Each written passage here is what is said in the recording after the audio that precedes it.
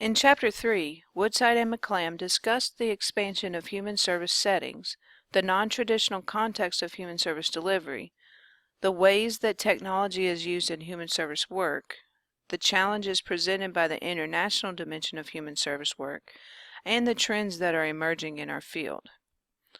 As we read through this next chapter, our overall goals will be to understand the context, settings, and models of service delivery in human service work. In our society today, most services are provided at the community level. You might remember from Chapter 2 that we learned about deinstitutionalization as the mental health care shifted from institutions to communities. Today, the result of this earlier deinstitutionalization is that services are provided in the communities. Over time, community-based services have become more formalized and new models of care have evolved. The notion of wraparound services has become a buzzword in the mental health community, the correctional community, schools, and even in hospice care. On this slide, I've embedded a short clip from an interview that I participated in with Marianne Woodside, the author of your textbook, in 2011.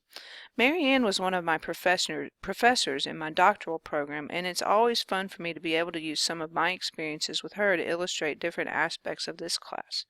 Here, I'm describing my experiences with one community agency, Sound Mental Health. You should be able to scroll over the picture in the top right corner and then click play on the icon. If you have trouble hearing the audio clip, let me know and I will try to get it to you in a different format. People who reside in rural areas have been disadvantaged when compared to those residing in urban areas if you take a look back at our history. Interestingly, many individuals are now choosing to leave urban areas and return to small towns, which boast lower crime rates and which might provide opportunities for professional growth that one might not get in a larger urban area with more competition. There are a number of issues to consider if you think about working in rural area. You can see here that the field has had some shifts in the way in which services are delivered based on the unique needs of population groups. For example, because services are so costly, many agencies have begun to hire volunteer peer staff. These individuals are not trained professionals per se, but they have knowledge of particular issues that face clients, and they can provide social support. From as far back as the 1880s, the American Red Cross has been providing assistance to military families. In our recent experiences, Operation Enduring Freedom and Operation Iraqi Freedom have reminded us, as Woodside and McClam mentioned, that war can be traumatizing for troops and for their families. In recent years, human service workers have been called to attend to the needs of members of the armed forces. According to Woodside and McClam, meeting basic human needs in the military is different from accomplishing the same thing in a civilian setting. A number of troops are affected by their combat experiences and return from deployment with post-traumatic stress disorder, depression, or anxiety. Additionally, suicide remains a prominent issue for veterans. Just like in civilian settings, human service workers that provide service to active duty troops or veterans are approaching the work from a wellness or strengths-based model of care. Human service work has been impacted significantly by technology. Probably the biggest impact is in electronic communication. Even at my job here at CityU, most of the communication happens electronically through emails and different social media avenues.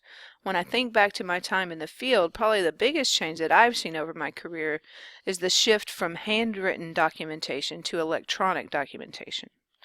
Technology has impacted the way we coordinate care, transfer information, provide services to clients, and even engage in our own professional development. The population explosion across the globe over the past several years has also changed service delivery. First, most of the population growth is occurring in developing countries, which have limited resources and possibly high levels of social unrest. More people currently live in urban areas rather than in rural areas, and about 1/3 of the world's population cannot meet their own basic needs. Here in the U.S., we are seeing more immigrants from other countries, more multiracial individuals, and more foreign-born individuals. As such, human service professionals ought to be ready and willing to embrace the diverse demands of their clients. In addition to the population explosion that we're experiencing around the globe, our population is also aging. Advances in medical care and a general focus on health and wellness are leading to an expected doubling in the population of people over 65 years of age in the next 25 years. The emphasis on diversity is also an important trend in human service work. Diversity is a part of life, and each client that you see will represent a complex picture of diversity. Demographic variables such as ethnicity, age, color, disability, gender, nationality, race, religion, and sexual orientation are all included in the broad definition of diversity. In addition to the importance of awareness of diversity, human service professionals today must be aware of the implications of the recent economic recession on the face of work in the United States. The world of work is different in our technological era. Even before the Great Recession, the face of the workplace was shifting as more and more individuals worked primarily from home. Technology also impacted the types of jobs available. These shifts require human service professionals to be cognizant of the challenges their clients may face with regard to the world of work. Many clients find themselves unemployed or underemployed. Some who are unemployed are interested in working but have stopped looking for work. The types of jobs that are available are shifting as well. Human service professionals should be aware of the labor trends, especially if working with unemployed or underemployed individuals. As we continue to move towards a more collaborative model of care, the roles of human service workers and their clients may take on a different flavor. Instead of seeing the helper as the expert and the client as a person in need of help, newer approaches work to equalize the power in the relationship. Clients are viewed as partners, and helpers work to advocate for their clients. We'll talk more about specific roles of human service professionals later in the course. You might remember from discussion in Chapter 2 just how strongly human service work is influenced by the political landscape. As you enter into this field, I'd encourage you to keep abreast of the political climate in your community. Your clients will be affected by this, and so you can best meet their needs by meeting them where they are.